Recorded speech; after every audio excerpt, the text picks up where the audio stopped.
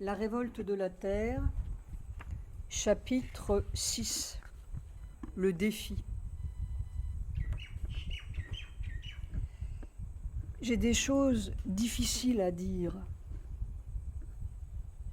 Quel langage pour dire? Dans ma cellule à Fresnes, à l'aube, lorsque j'entendais ces bottes dans le couloir, il y avait un grand silence brûlant dans mon cœur. Après le départ de mère, il n'y avait pas cet effondrement que j'avais senti lorsque Sri Aurobindo est parti. Il y avait ce silence brûlant. Je n'étais plus devant ma petite personne qui s'interroge sur elle-même et sur son destin. J'étais un regard nu sur le mur noir d'une cellule. J'écoutais d'autres bottes qui montent dans les couloirs du monde. J'étais devant le destin de l'homme tout court et la question de la terre. Il n'y avait donc pas d'espoir. On allait recommencer les pères et les fils et les tables de la loi et Euclide et 1001 insurrections pour rien et toutes ces horreurs accélérées et des bébés par millions pour recommencer les pères et les grands-pères. C'était comme si je revivais la vanité de toutes ces vies et la mort de tous ces hommes et leur dernière question. Allait-on recommencer dans un berceau et repartir avec la même question?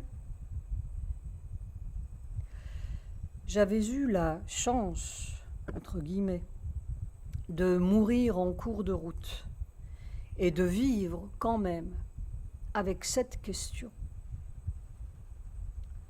Non, pas la mort, mais d'innombrables morts et le sens de notre espèce. Ce sens, je l'avais, pas en philosophie, mais en physiologie. On ne fait pas de philosophie quand on meurt, on est en pleine physiologie convulsive, comme la Terre maintenant. Ce secret, je l'avais. Il fallait le vivre. Il fallait le transmettre. C'était une responsabilité un peu terrifiante. Mais d'abord, il fallait sauver ce fabuleux document du cheminement de mer, l'agenda. Ces tâtonnements et ces balbutiements d'une espèce nouvelle, ces cris de découverte et ces déchirements encore, il ne fallait à aucun prix qu'ils tombent dans les griffes d'une nouvelle église. Ce fut une dure bataille qu'il n'y a pas lieu de dire. Giordano Bruno était têtu, moi aussi. Il n'y a plus de bûcher aujourd'hui, heureusement, mais il y a des assassins dans les canyons. Je crois bien qu'il y a des assassins partout, comme l'avait vu mon frère Rimbaud. Voici venir le temps des assassins. Il m'a fallu 8 ans pour matérialiser ce fabuleux message de 6000 pages et tenter, oh, cette épreuve, de tracer un chemin, un layon, comme on dit dans la forêt vierge, au milieu de ce cataclysme vert qui n'était plus celui de la préhistoire, mais d'une histoire pas encore née, incompréhensible pour tous. Et moi-même, que comprenais-je? Comprendre, c'est très bien, mais on ne comprend vraiment que dans sa propre peau, comme on comprend la mer en plongeant dedans et en s'écorchant sur les rochers. Et puis quoi? Des livres encore? Mais On ne devient pas un petit phoque au soleil avec un manuel. Devenir, c'était urgent. Ces lecteurs, ils allaient lire, ils allaient ouvrir les yeux, peut-être, à ce sens extraordinaire. Mais quand l'empire croule, notre empire humain, notre terre pillée comme par aucun Attila, quand les consciences s'obscurcissent et sont envahies par une barbarie sournoise et que le crépuscule tombe déjà sur nous, n'y avait-il pas autre chose à faire? Oui, faire, justement. C'était un défi terrible. Je n'osais pas. Et cela me hantait. Avais-je eu le privilège, la grâce d'écouter Mère, de connaître Sri Aurobindo, d'avoir touché ce secret des rishis védiques, simplement pour écrire des bouquins? Si personne, jamais, n'avait suivi Christophe Colomb ni les Vikings, l'Amérique n'existait pas, tout simplement. Si personne, jamais, n'avait asphyxié dans une mare desséchée et inventé, entre guillemets, la respiration pulmonaire, les terriens n'existaient pas, tout simplement. Il fallait suivre. Ou bien quoi? Et j'avais honte d'oser. Pourquoi honte? Cela me semblait si démesuré pour un petit bonhomme. Mais si nul petit bonhomme ne suit, si petit soit-il, si pauvre soit-il, si mélangé soit-il comme tous les frères du bourbier général, quel espoir!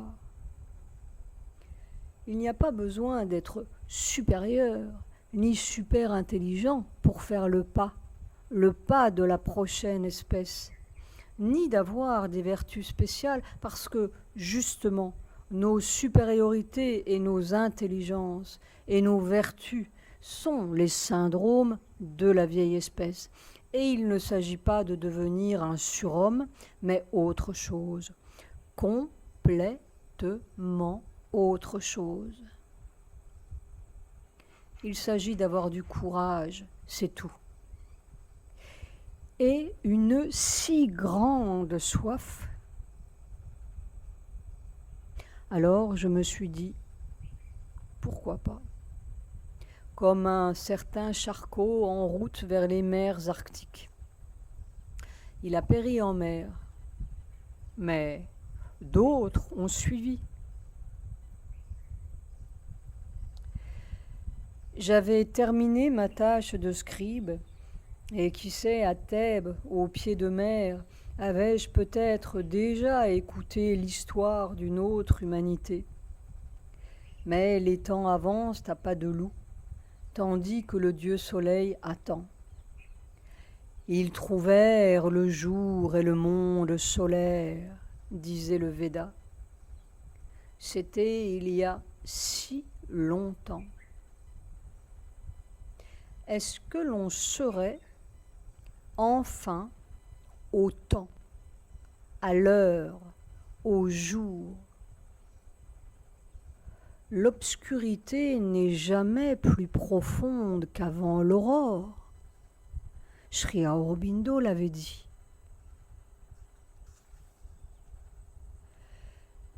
J'ai des choses si difficiles à dire, qui avaient été longtemps cachées derrière des mythes, des légendes, des pistes perdues et tant de sang.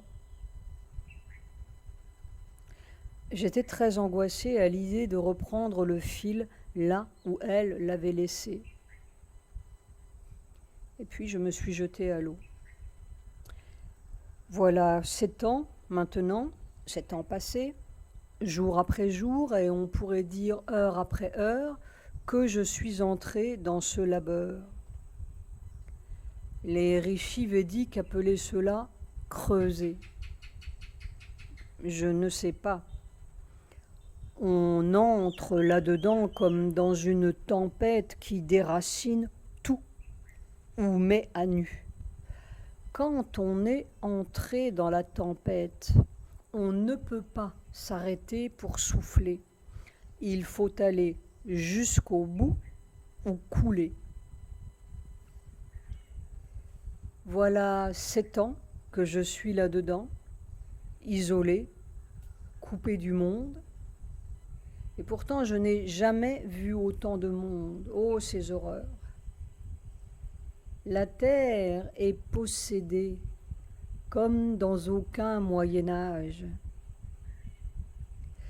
J'avais compris, après l'expérience de Mère et de Sri Aurobindo, qu'il fallait à tout prix être seul et bien caché pour faire ce travail. On est caché physiquement, mais tous les souterrains de la terre viennent vous rejoindre et des maléfices en quantité, comme si l'on était aux prises avec tout. J'ai fait tant de découvertes depuis ce jour de 1982. Des découvertes que Sri Aurobindo avait faites, que Mère avait faites, que peut-être Jean de Patmos avait faites sur son île d'exilés, et les rishis. Mais je m'aperçois que je n'y avais rien compris, ou si peu, moi qui avais été le témoin pourtant, qui avais même écrit des livres, une trilogie, pour tenter de faire comprendre le cheminement de Mère. On n'y comprend rien tant que la chose ne vous arrive pas dans le corps comme un tremblement de terre. Alors on dit « Ah !» et on est saisi comme devant le secret de la terre et des siècles. Mais il reste ce point d'interrogation final, le dernier pas, et rien ne sera connu vraiment jusqu'à ce que l'on arrive au bout. J'avais dit que je ne voulais plus écrire. J'avais tellement senti la frivolité de dire et de dire. Mais quelquefois, il faut jeter une bouteille à la mer. Pourtant, pendant ces 7 années, et qui sait encore pendant combien d'années, j'ai tenu des notes de cette périlleuse odyssée. Je sentais qu'il fallait laisser des traces. J'appelais cela mes carnets, les carnets d'une apocalypse. Les Grecs savaient, et Jean de Patmos savait, que cette fameuse apocalypse, dont on a fait tant de monstres, mais peut-être tout de même y aura-t-il quelques tremblements et un certain nombre de bêtes, visibles déjà, voulait dire simplement mise à nu, apocalypsis. C'est le temps de la mise à nu, l'horrible chose que nous voyons grouiller partout. Je ne sais pas si ces carnets verront le jour, et peut-être seront-ils surpris, devancés par le jour des Védas, périmés par les faits. Mais je me suis sentie intérieurement obligée, presque forcée, pourrait-on dire, d'écrire ces pages maintenant, parce que, je le vois bien, jour après jour, ce métier de l'espèce nouvelle est épuisant et sait-on jamais. J'ai voulu laisser quelques contours, au moins, quelques signes de piste. J'en donnerai seulement 2, de ce que j'ai vu, mis à nu dans mon propre corps, jour après jour. Et adieu Vat.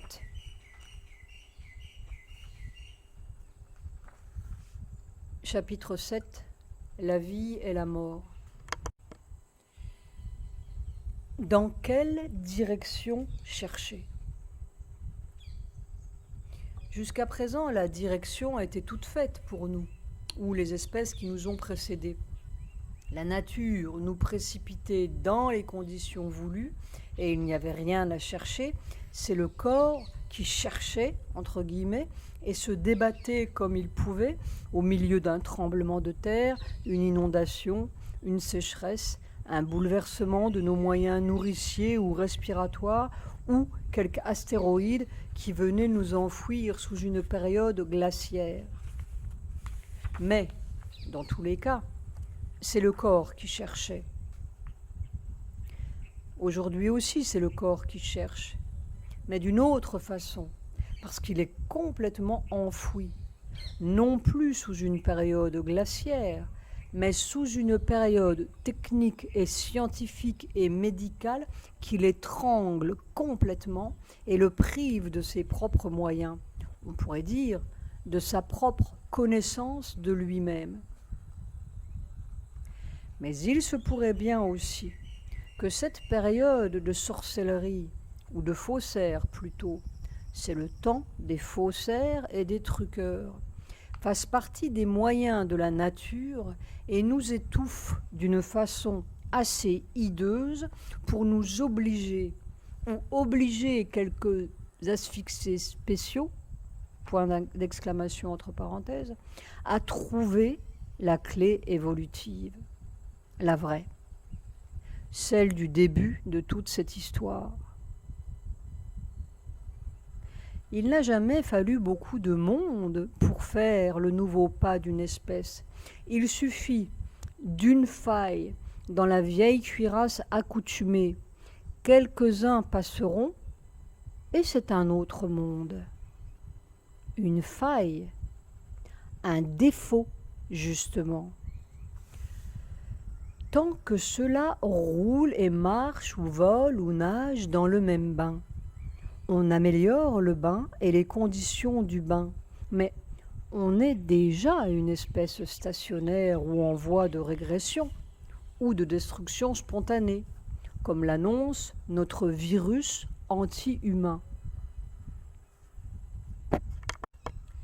Et Dieu sait que notre période dite humaine est pleine de défauts, que notre science et nos religions essaient de calfater tant qu'elles peuvent, mais notre navire est en perdition.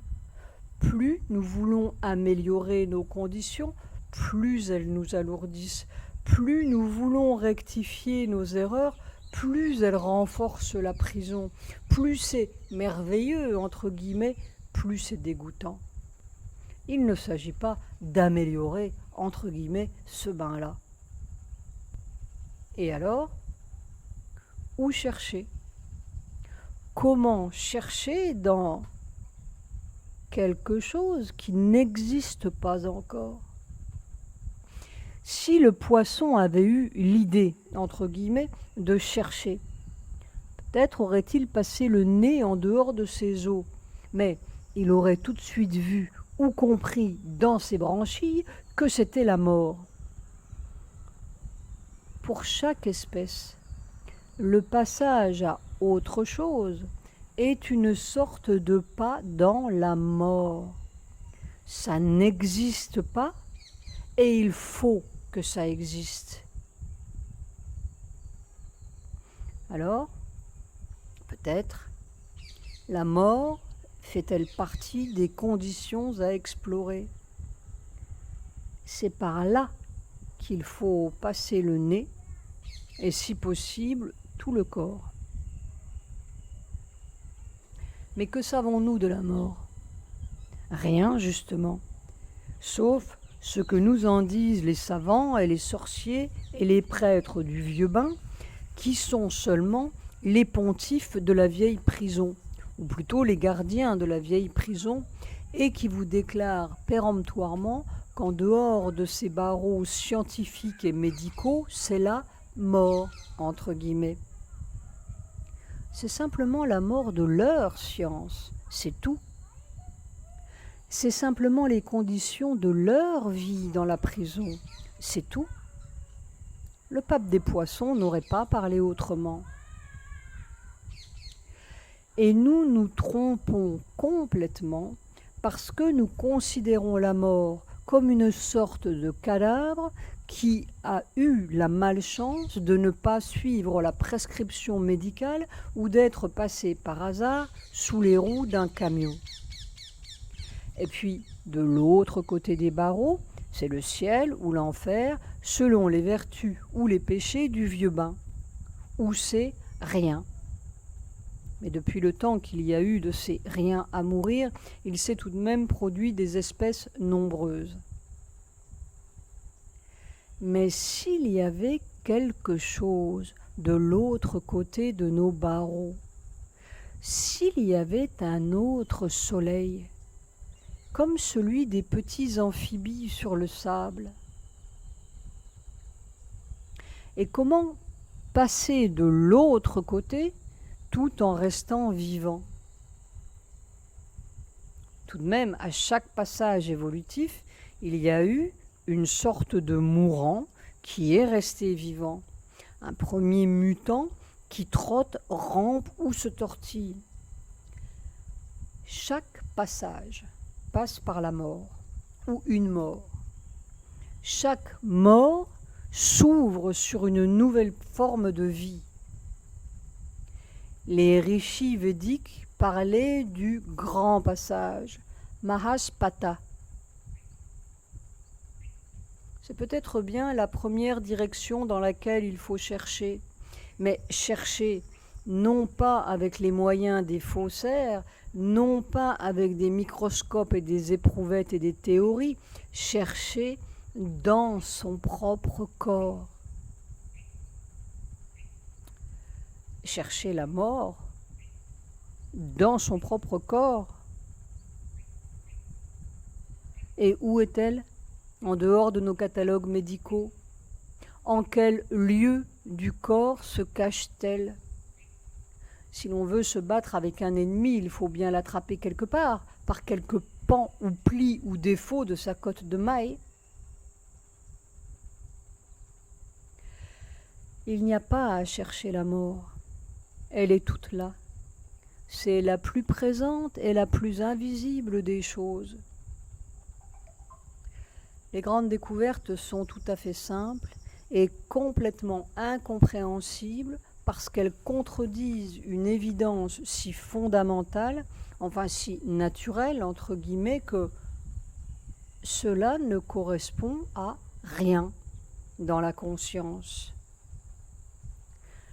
Si l'on avait dit aux paysans du Moyen-Âge « la terre est ronde », il aurait ouvert des yeux ronds, se serait gratté la tête et aurait dit « Ah, peut-être ben que oui, mais mon champ reste plat.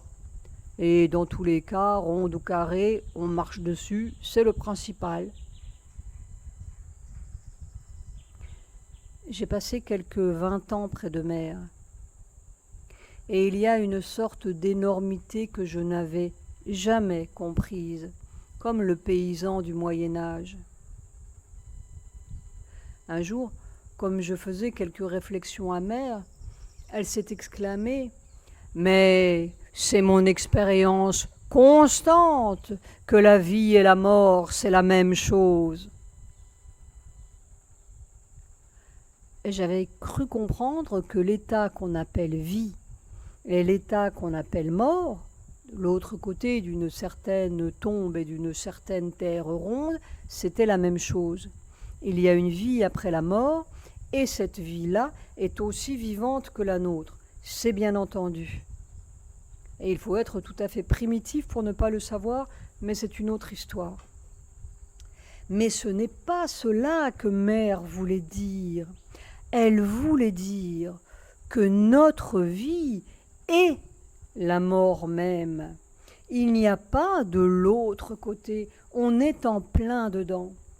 Ou pour dire les choses autrement, on est du mauvais côté et la vie n'est pas encore. Pour l'être que j'étais il y a 15 ou 20 ans, c'était incompréhensible.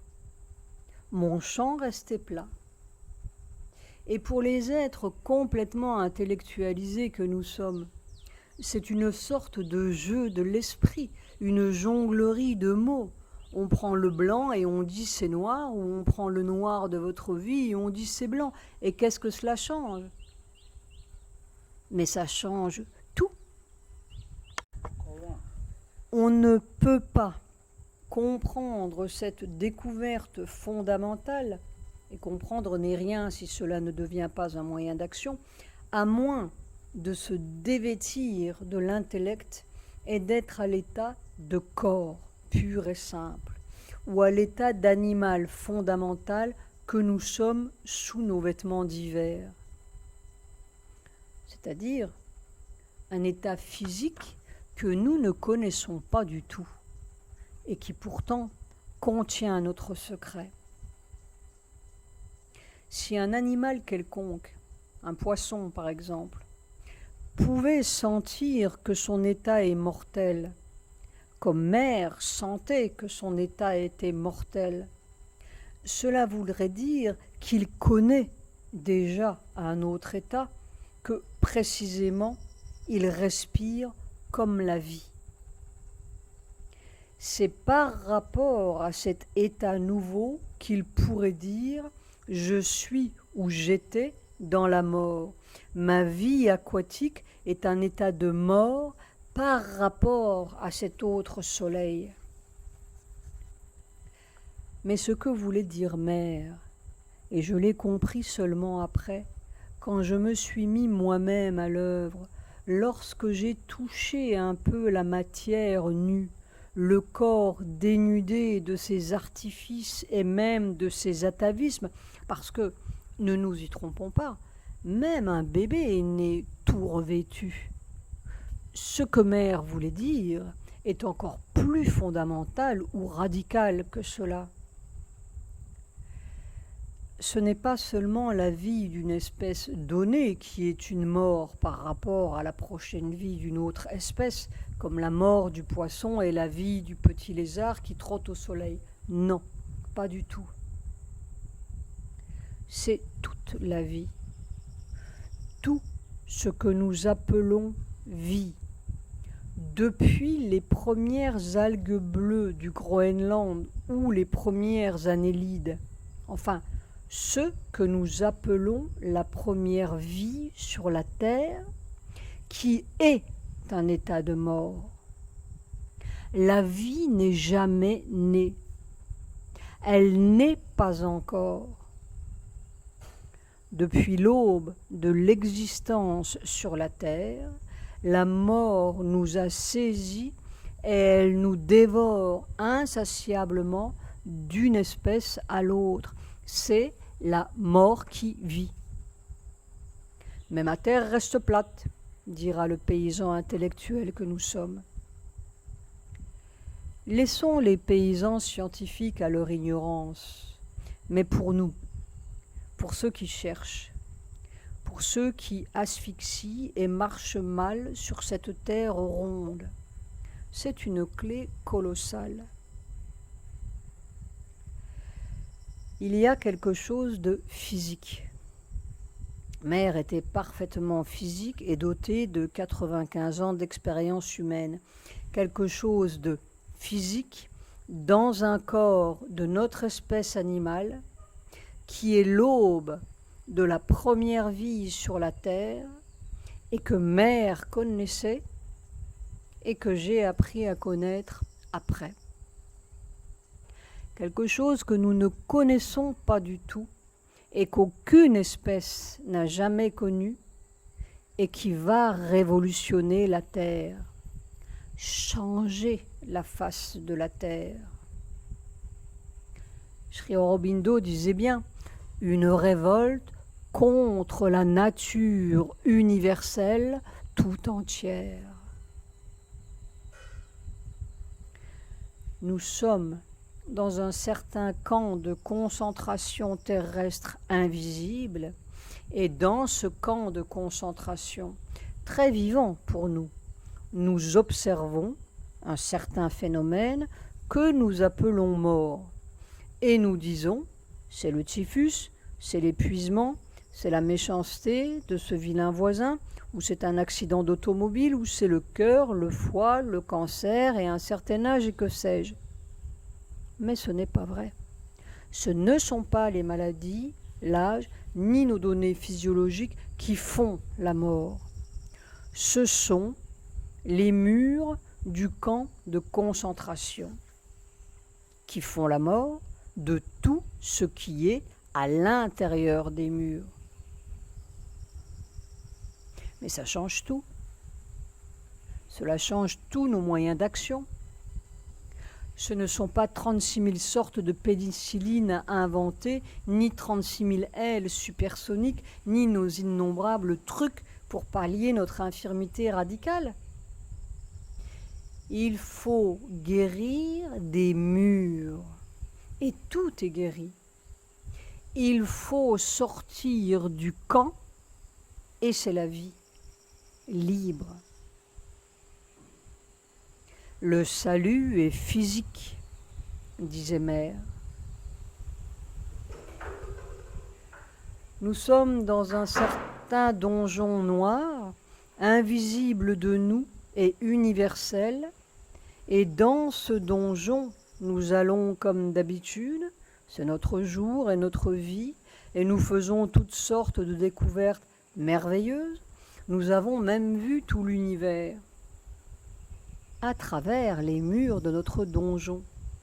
Et nous nous sommes servis des ingrédients du donjon pour fabriquer des miracles, entre guillemets, atomiques et électroniques et médicaux. Et que veut-on ? Nous pouvons même voler dans les airs du donjon et nous livrer à quelques tripotages génétiques pour améliorer notre espèce nocturne. Et puis le donjon s'écroule. Et c'est autre chose, complètement autre chose. Nous n'étions jamais nés. Nous n'avions jamais été des hommes, entre guillemets. Nous étions seulement des nyctalopes, comme les axolotls dans les lacs souterrains du Mexique. Nous n'avions jamais vu le jour. Nous n'avions jamais vu la vie. Nous étions des morts vivants. Et nos murs s'écroulent. Et c'est une autre terre. Et ce sont d'autres cieux, comme l'avait vu Jean de Patmos. Et c'est le jour, comme l'avaient vu les rishis védiques il y a 5 ou 7 000 ans. Ils mirent en pièces le roc de la montagne par leurs cris. Ils firent un passage en nous. Ils découvrirent le jour et le monde solaire. La montagne féconde s'ouvrit en deux, notre matière, notre donjon. La naissance suprême est sortie, le ciel s'est accompli. Rig Veda 1.71, V45, littéralement, le Veda ne dit pas la montagne féconde, mais la montagne enceinte, comme une femme est enceinte. Chapitre 8. Le « je sais » du corps. Il y a une deuxième clé colossale. En fait, c'est celle qui vient en tout premier. J'avais pendant tant d'années écouté, cru comprendre, mais quand ça éclate dans le corps, le chant n'est plus plat du tout.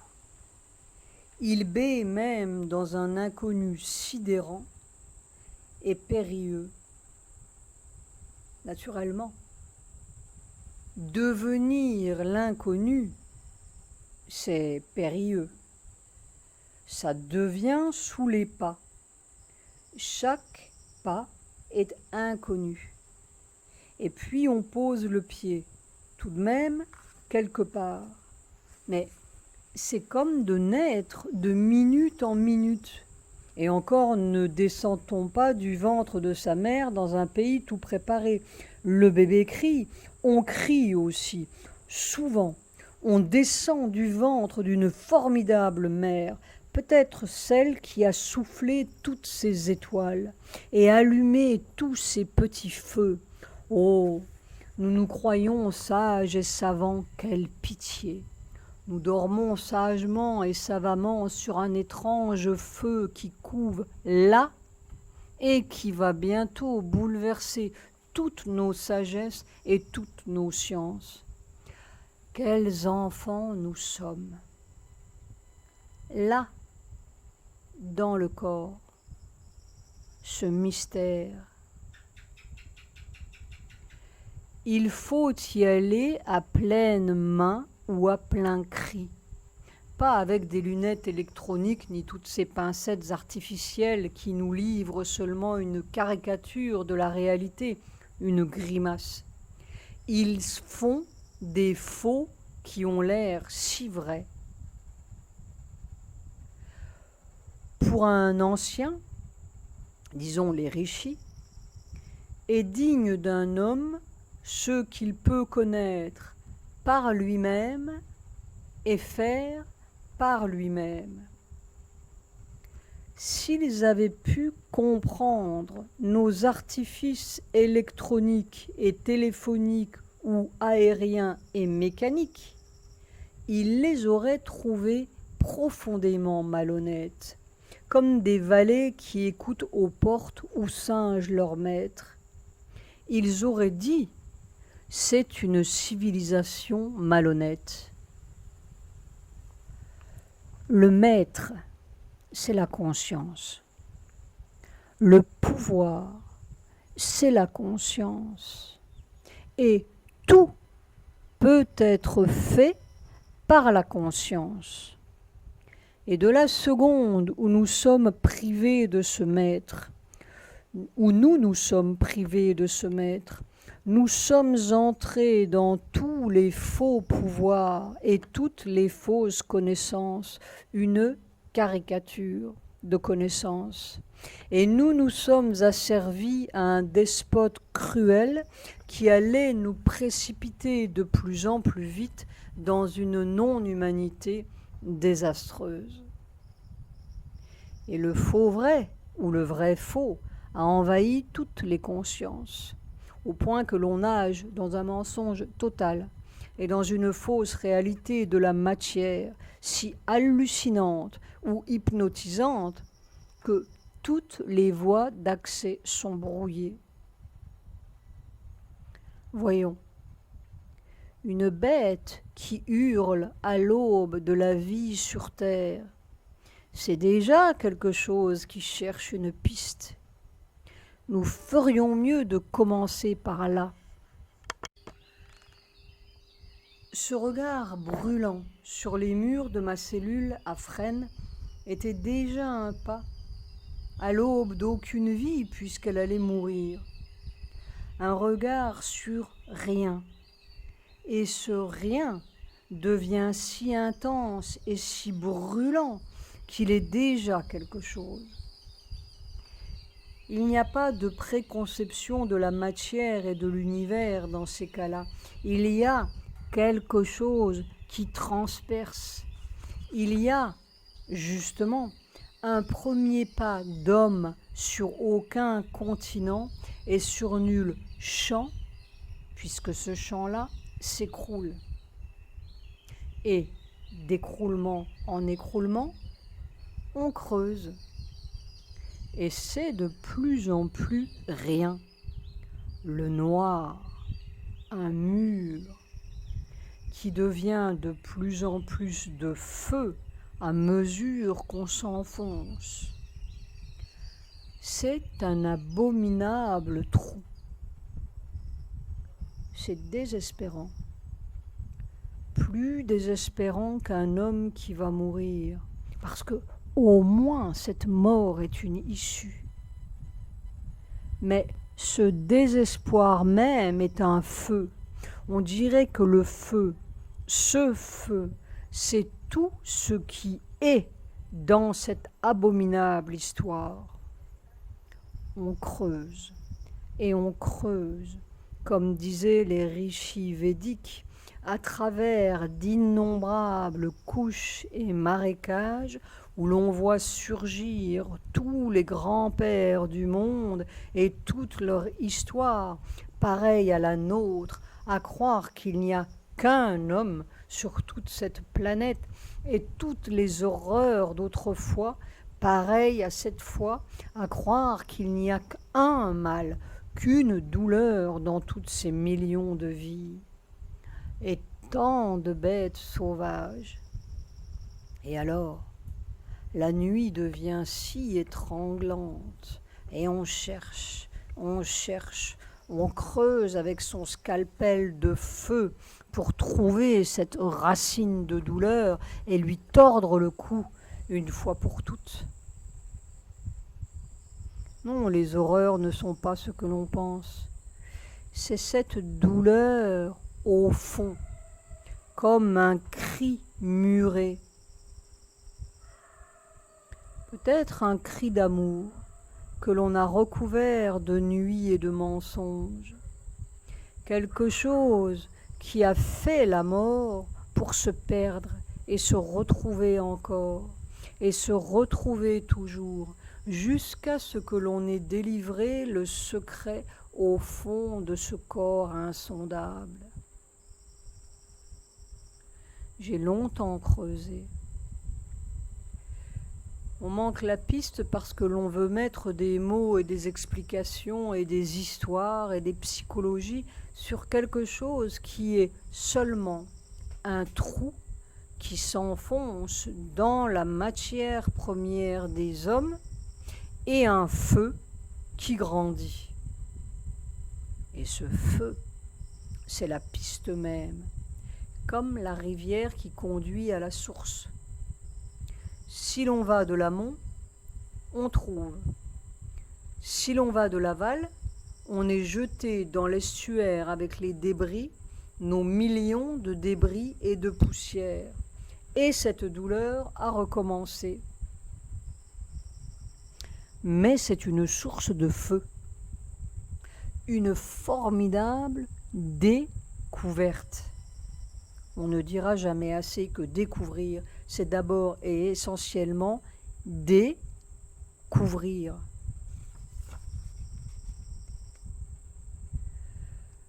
Je peux dire seulement mon expérience, comme je pourrais dire mon expérience de la forêt de Guyane ou les mers difficiles dans les rochers de Belle-Île.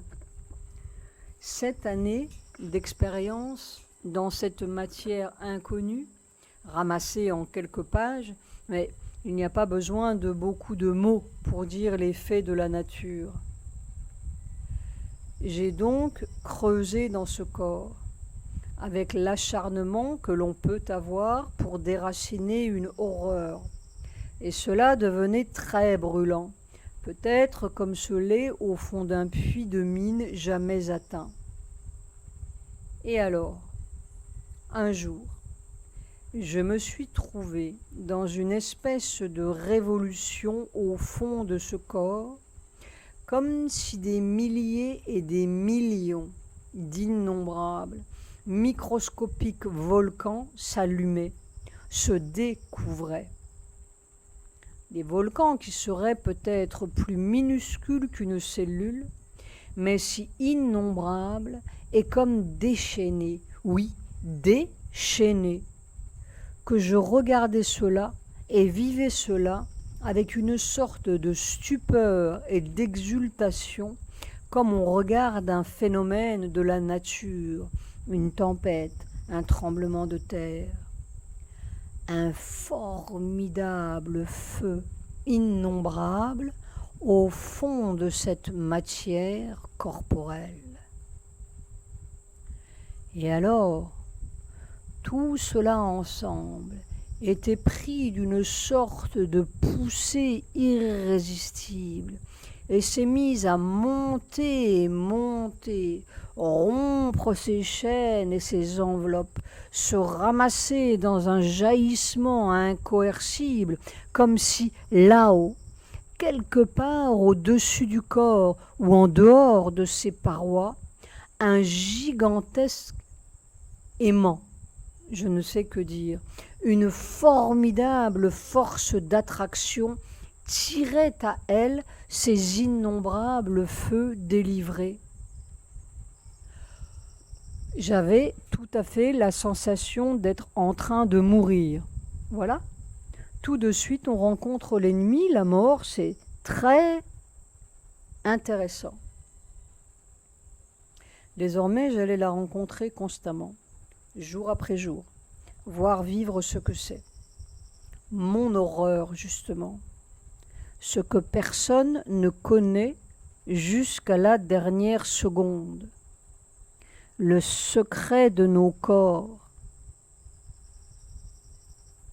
Mais d'abord, lorsque ces innombrables microscopiques volcans sont sortis de mes parois ou de leur prison, tirés là-haut, et que mon vieux corps habituel se sentait en train de mourir, il s'est produit, dans ce même être pourtant, ce même corps pourtant, une sorte d'exultation indicible, de joie.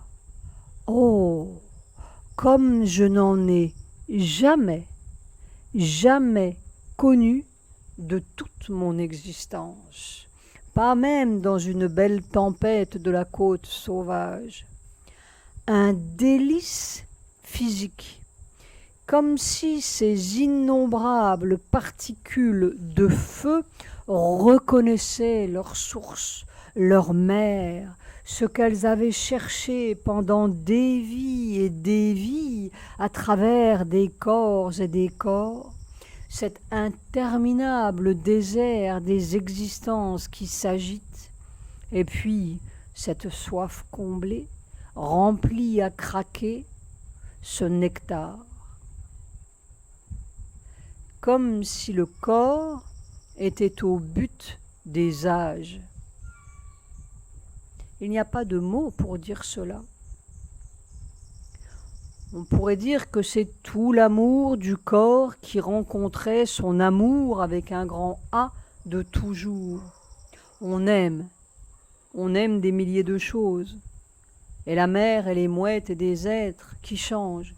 Mais ça, c'était la source même, le lieu où l'on peut plonger totalement, sans autre, sans toi et moi, sans mur enfin.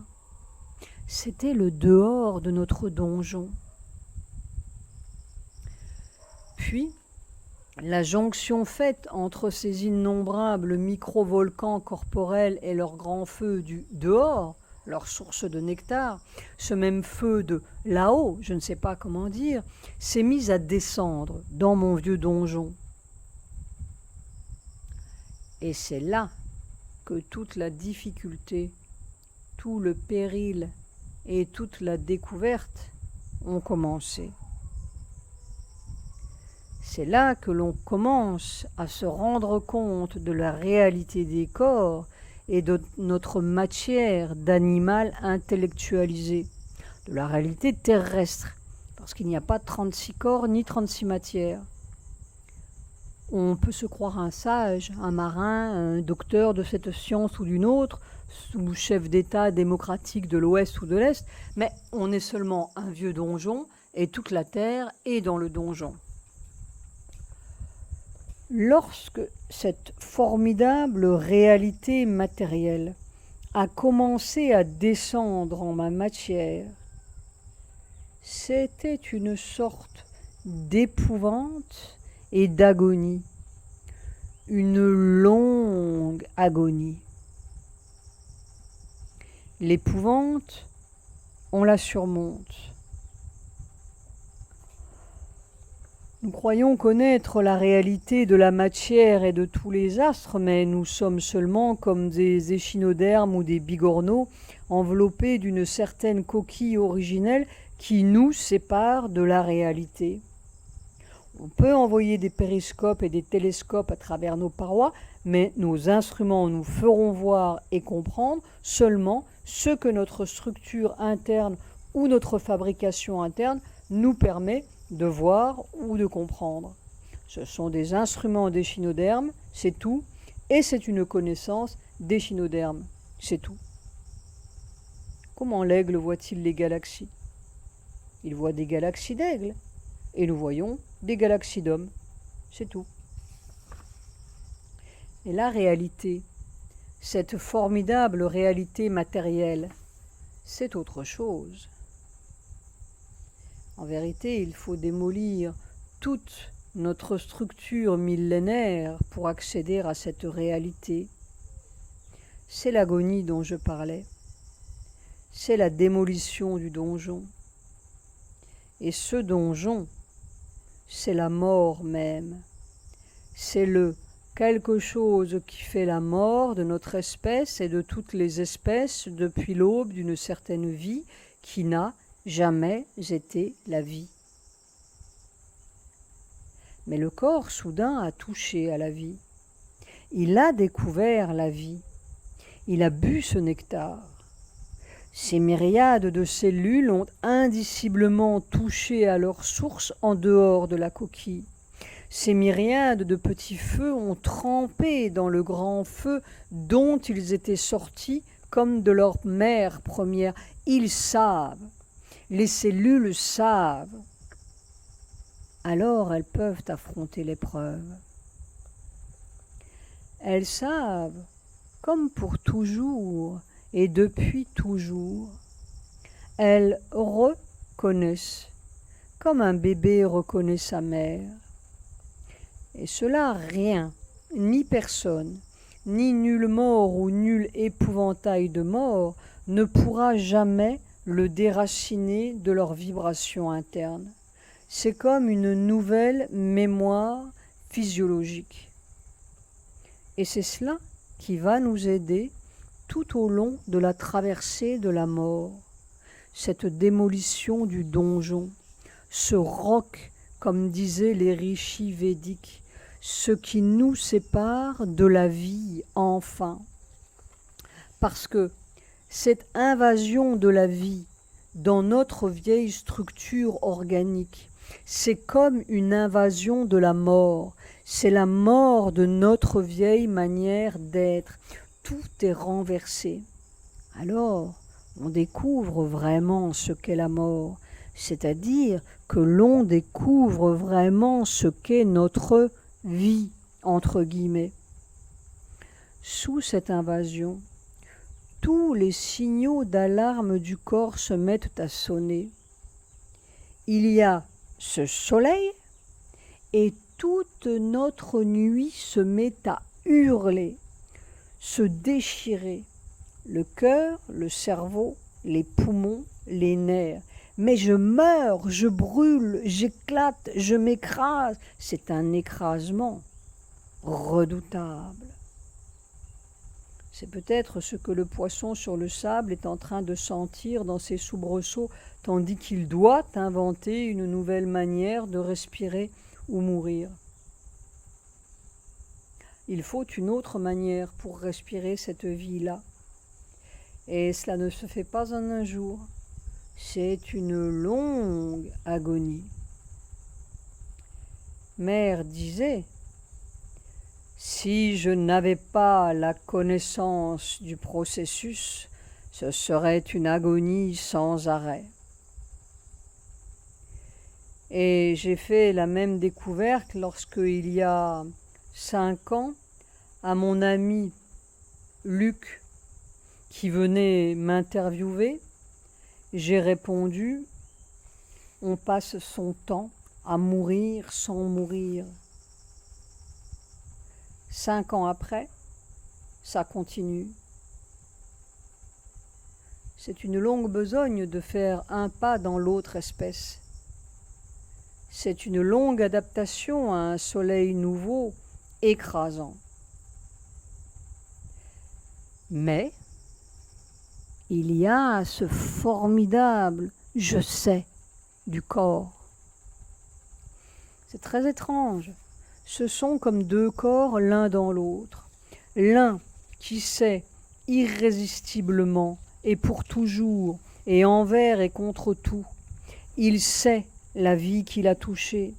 Et l'autre, un peu au-dessus, et comme recouvrant celui-là, le vieux corps mortel, fabriqué par d'innombrables ancêtres qui lui ont inculqué la mort et la mort. La mort à la moindre chose qui vient contredire le vieux rythme ancestral. Et celui-là ne sait pas du tout. Il ne sait que la vieille loi. Et ce ne sont pas deux corps différents pourtant, c'est le même corps, mais comme en proie à ou en lutte avec deux lois et deux réalités. Les marins disent qu'il y a deux parties dans un bateau, les œuvres vives au-dessous de la ligne de flottaison et les œuvres mortes au-dessus. Mais c'est le même bateau. Et il y a ce corps au fond, en dessous, dedans, porté par ce formidable courant nouveau, cette formidable respiration nouvelle qui crie « Je sais, je sais, je sais, et même si je meurs, je sais ». Et l'autre au-dessus et au dehors qui crie « Je meurs, je meurs, je meurs ». Mais c'est la mort qui meurt. Et tous les signes de la mort approchante ou écrasante sont là pour lui sauter à la figure ou au cœur ou au cerveau ou sur ces vieilles vertèbres réfractaires qui s'écrasent sous le poids de cette vie écrasante. C'est peut-être comme le lunaire qui doit lentement, à petite dose, se dévêtir de son scaphandre pour supporter cette autre gravitation. Alors voilà, nous avons une clé colossale, c'est ce « je sais » du corps. Et on découvre l'énorme camp de concentration dans lequel nous vivons, individuellement et terrestrement. On découvre que ce corps, notre corps, est tout entier fabriqué par la mort, qu'il est la mort qui vit, avec des milliers et des millions de gardiens qui le déchirent et l'enferment et le menacent et lui crient à chaque instant « Plus loin que ça, c'est la mort, au-delà de ça, c'est la mort, ton cœur va lâcher, tes forces s'en vont, tu vas devenir infirme, tu vas perdre la tête. » Et tout cela est tout à fait fou. Des millions de gardiens de la mort, armés de mitraillettes médicales et ancestrales, et des signes physiologiques les plus convaincants, douloureusement convaincants. Et on apprend, il faut apprendre, que tous les signes physiologiques sont des mensonges inventés par la mort pour nous retenir dans ses filets. Il faut apprendre ou mourir, comme le poisson sur le sable. Et si l'on flanche, on meurt pour de bon. Mais c'est comme dans les camps de concentration. Il y a quelque chose qui sait, d'une façon si poignante, si irrésistible, l'air libre est de l'autre côté. Et je veux sortir de là.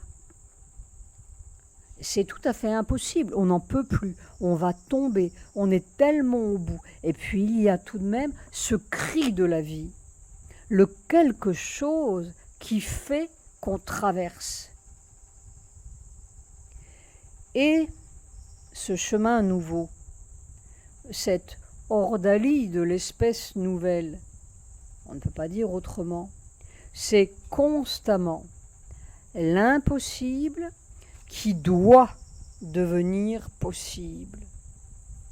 Après chaque opération, il y a comme un sourire divin qui dit « Tu vois, c'est tout à fait impossible. Eh bien, c'est tout à fait possible. » Et chaque jour, on va dans un nouvel impossible et ça devient possible sous les pas à pas, seconde après seconde, jusqu'à ce que tout le corps est déraciné innombrablement la mort qui l'habite, démasquer la mort, ce mensonge effrayant qui recouvre un amour merveilleux et veut se faire prendre pour la vie même. Toutes nos sensations sont des fabrications de la mort. Et cette vie-là, avec un grand V, déracine la mort. C'est comme d'être déraciné tout entier. C'est cette vie-là qui est en train de déraciner toute la terre, toutes les nations, tous les hommes. C'est la démolition du donjon, la lente invasion de la vie nouvelle. Et au bout, une espèce nouvelle qui va changer toute la face de la terre. Le crépuscule des hommes, c'est le commencement de l'homme avec un grand H, libre, et de la vie divine sur la terre. Que la terre et les cieux soient égaux et un seul, disait le Véda. Une nouvelle terre et de nouveaux cieux, disait saint Jean de l'Apocalypse. La résurrection des morts, c'est notre résurrection. C'est la dernière révolte de la terre. C'est la révolution de Sri Aurobindo et l'amour de mère. Vendredi 7 juillet 1989.